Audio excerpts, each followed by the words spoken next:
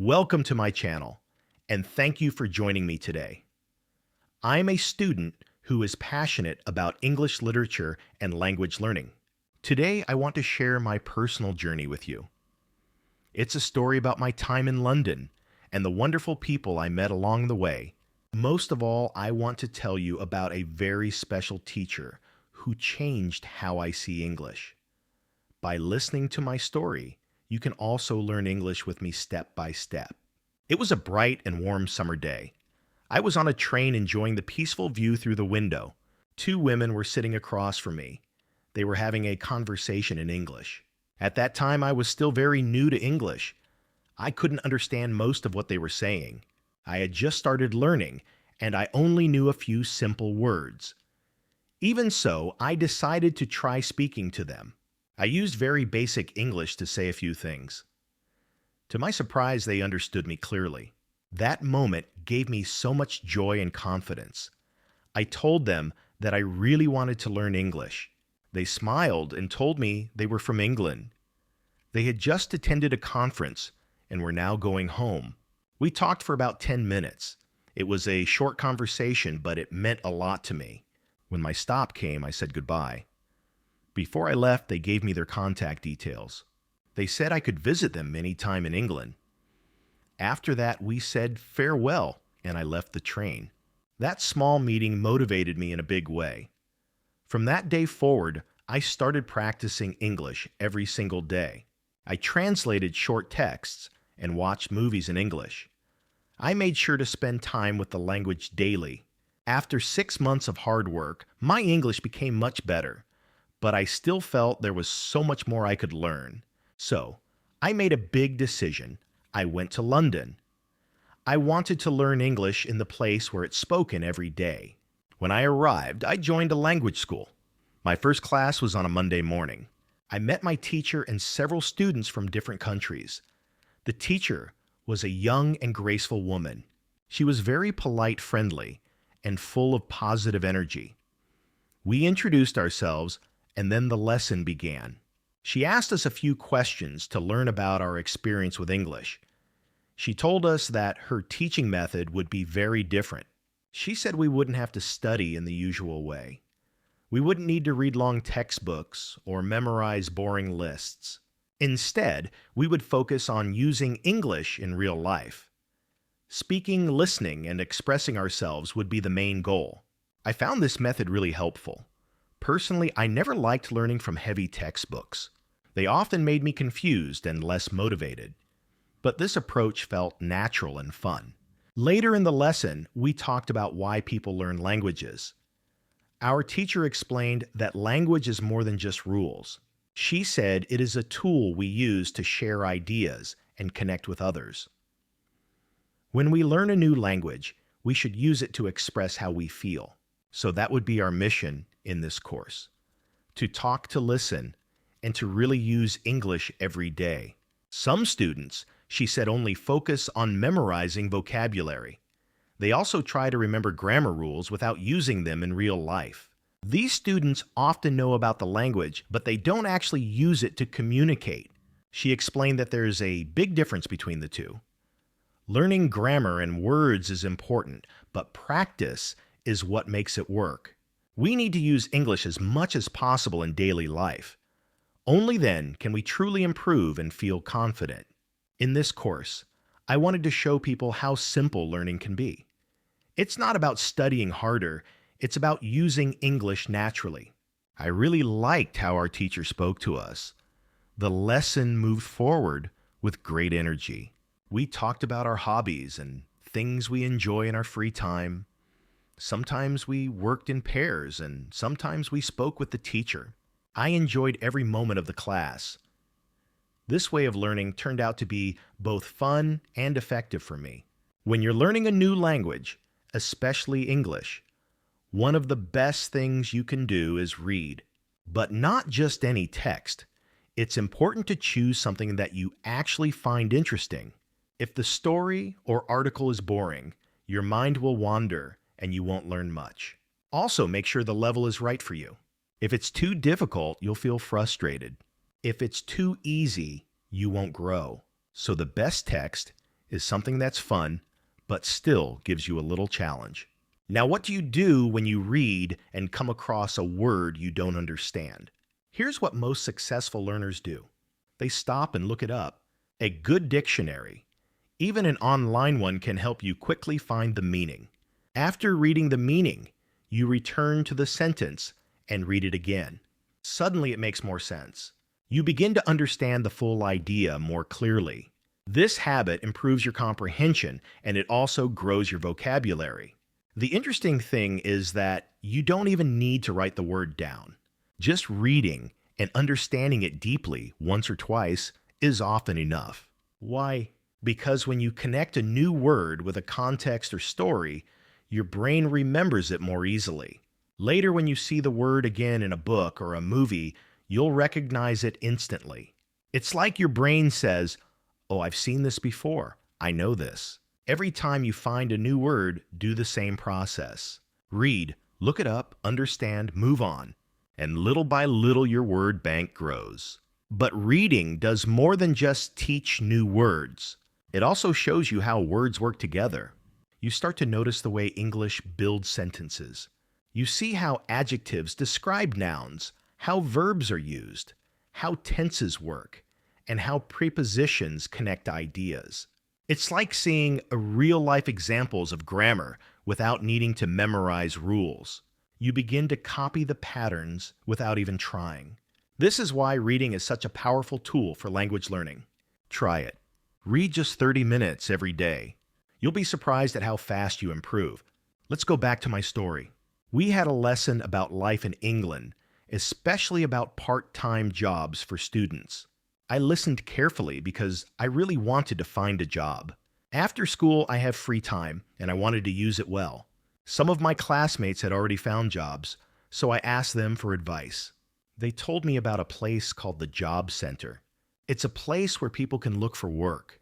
They said it has many job offers, especially for young people and students. I was excited to hear that. It gave me hope. When school ended that day, I didn't go home. I went straight to the job center. The building wasn't big, but it felt important. Inside, there were computers and desks and helpful people. I walked up to a lady behind a desk. I was nervous, but I spoke clearly. I told her I was a student looking for a job. She smiled and said, "That's great. We have some options for students like you."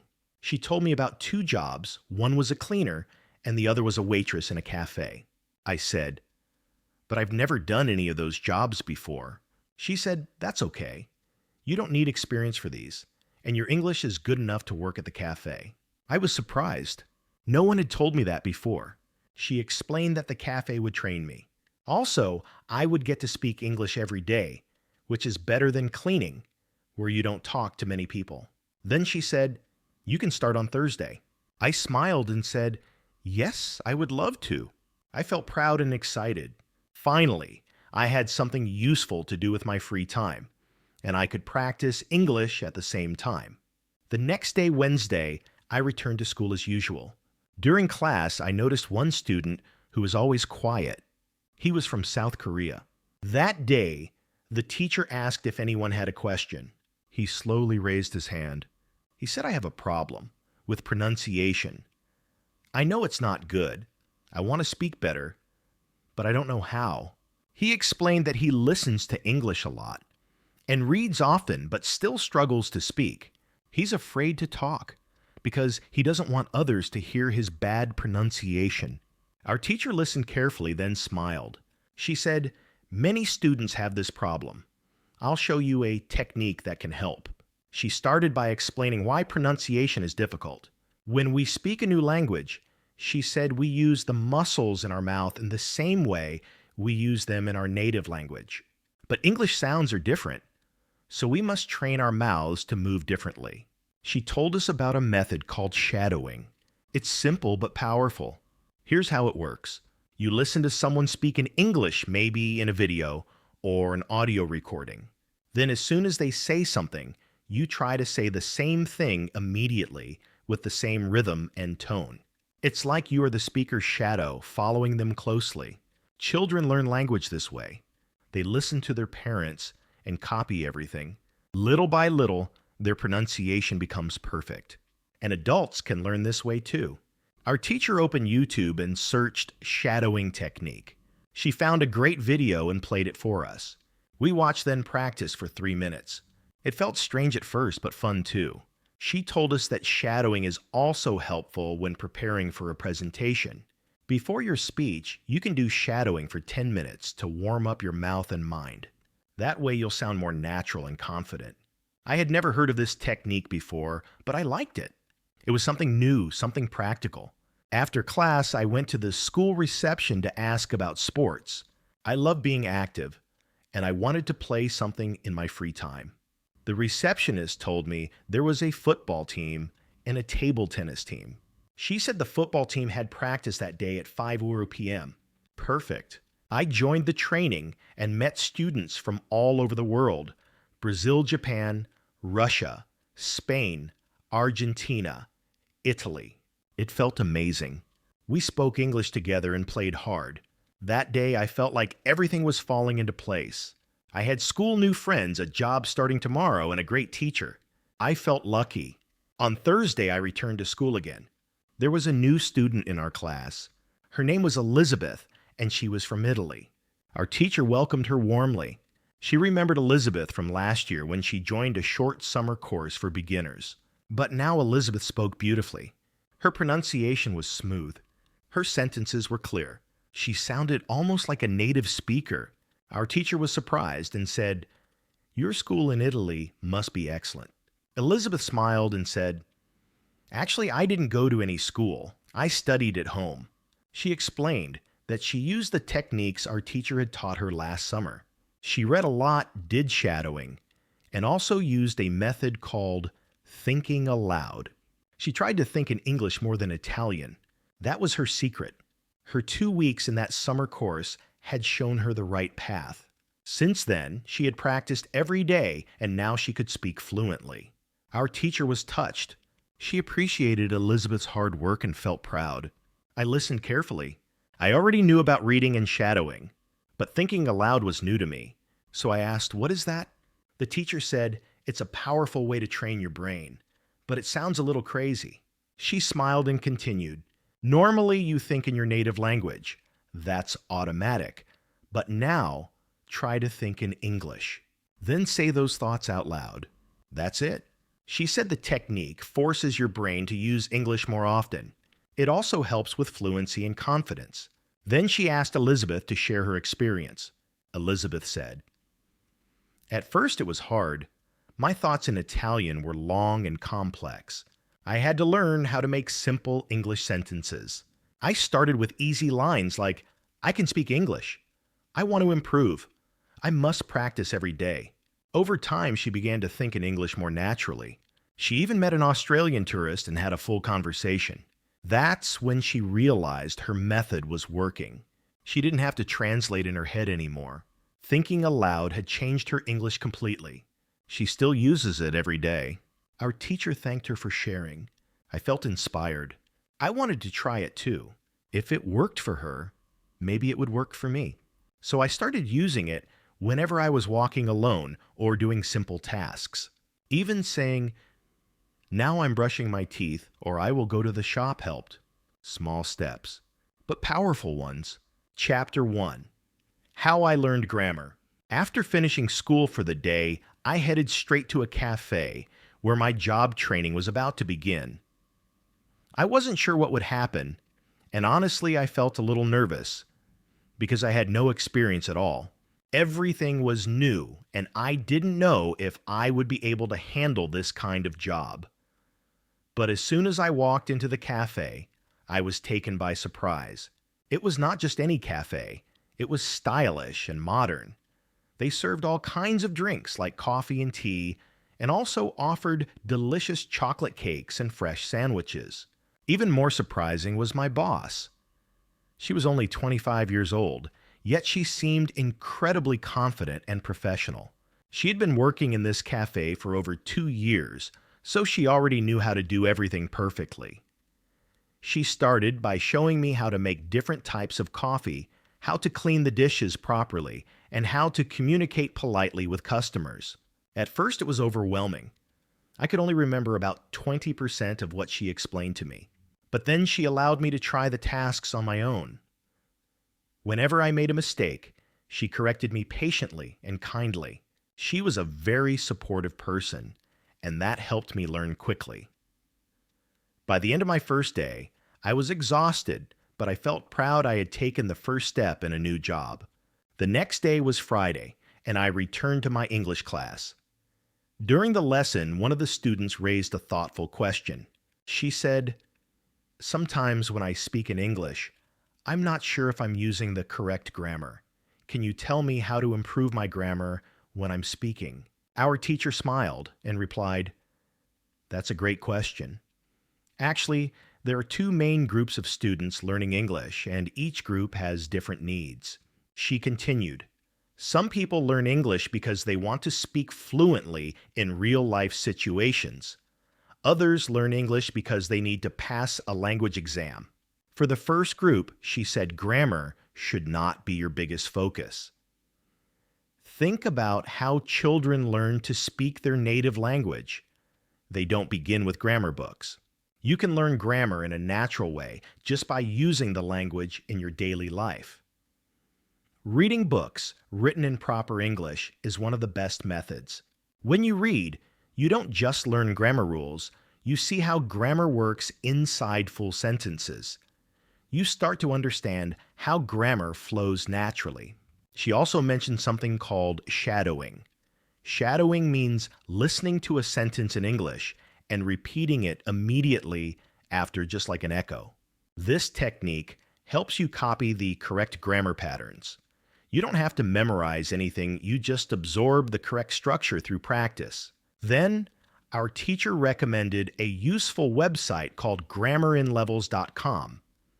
This website helps students who want to speak better English and also shows which grammar points are important for each skill level. She explained that it's a great tool for people who want to improve their speaking without too much theory.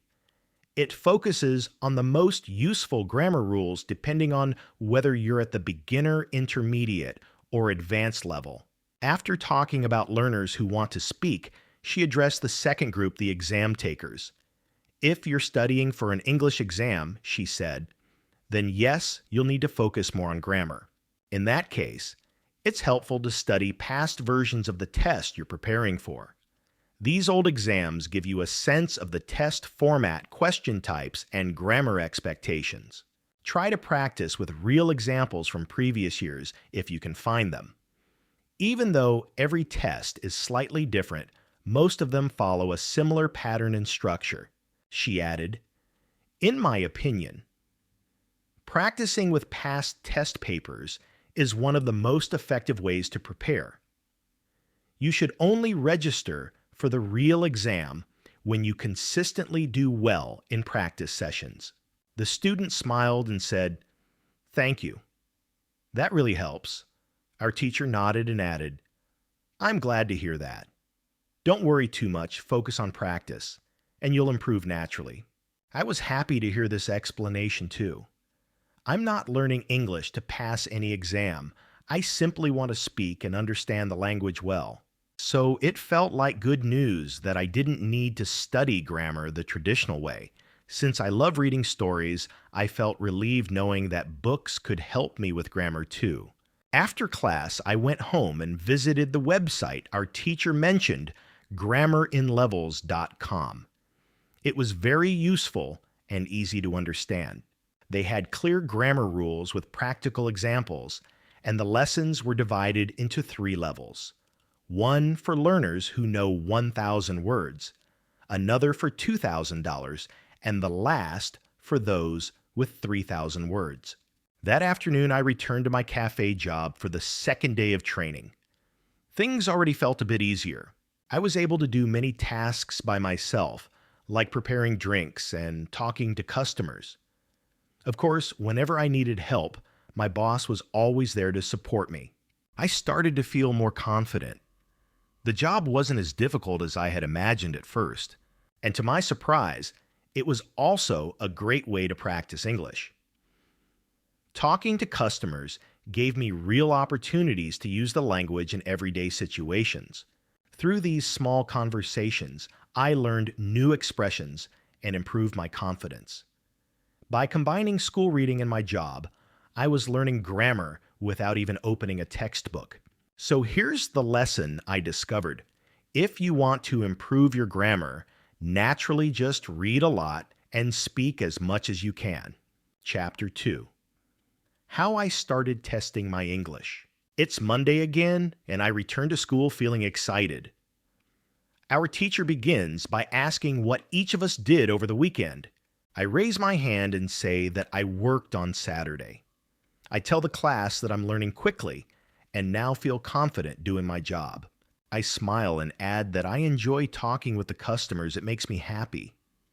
Just then, one of the girls in class looks at me with surprise. She says, "What happened to your voice? You sound different from last week." She says my pronunciation has improved a lot. Her words make me smile even more. I thank her and explain that I practiced a method called shadowing. I say I used it on Saturday evening after work and also on Sunday. I tried my best to speak like a native English speaker.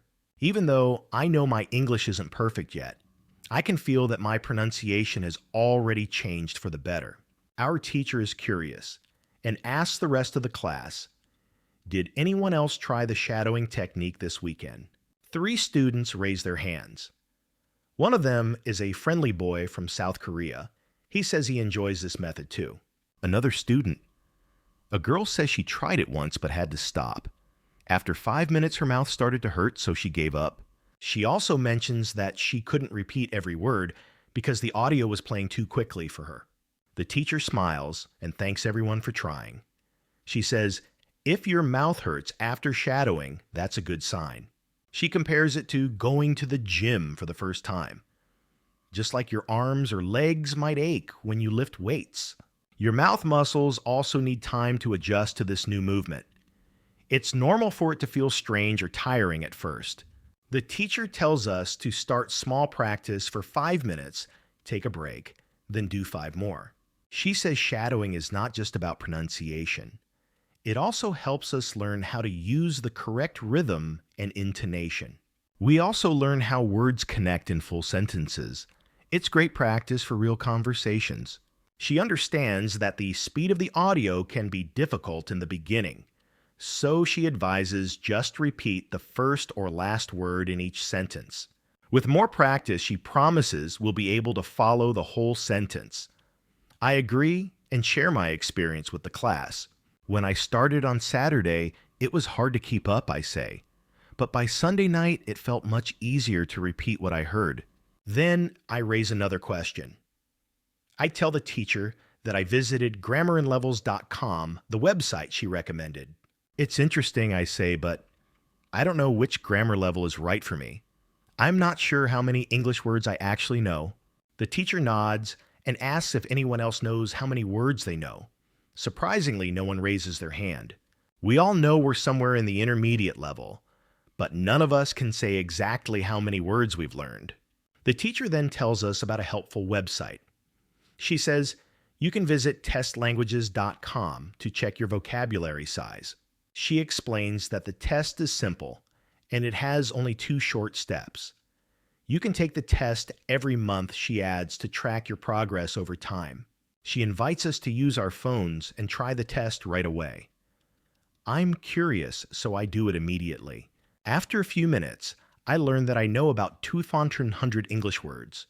Most students in the class score between 2,000 and 2,200.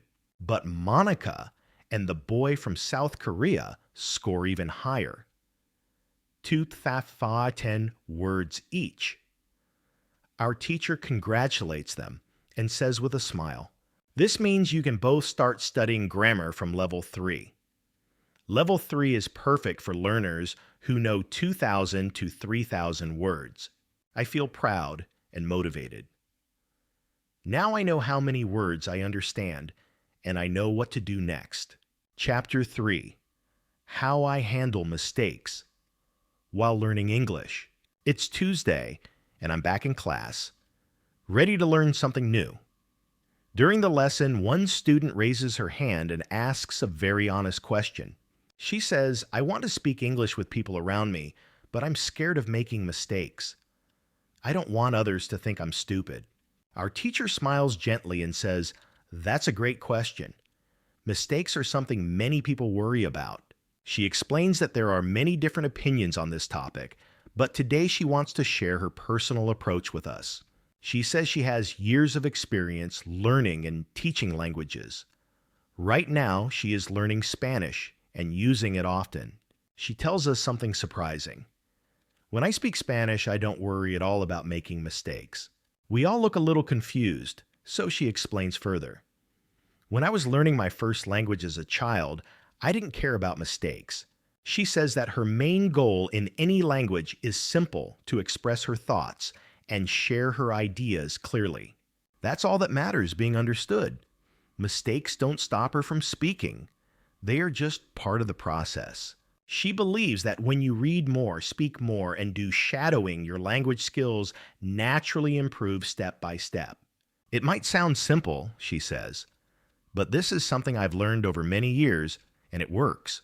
She adds that this approach helped not just her, but also many of her students across the world. "When I speak," she says, "I focus only on the moment. I try not to think too much about rules or errors." She shares with us that she knows about 1,500 words in Spanish right now. That's roughly the vocabulary of a 2-year-old child. 2-year-olds make lots of mistakes when they speak, she says with a laugh, but they keep talking anyway. By the time they're 3 years old, they make fewer mistakes. And at 4, they usually speak fluently and confidently. You can do the same, she encourages us. You already know about 2,000 English words. That's a great start. She says it's perfectly normal to make mistakes sometimes. Actually, it's impossible to improve if we never make any. You need to make mistakes if you want to get to the next level, she explains. Mistakes are not your enemy. They are your teachers.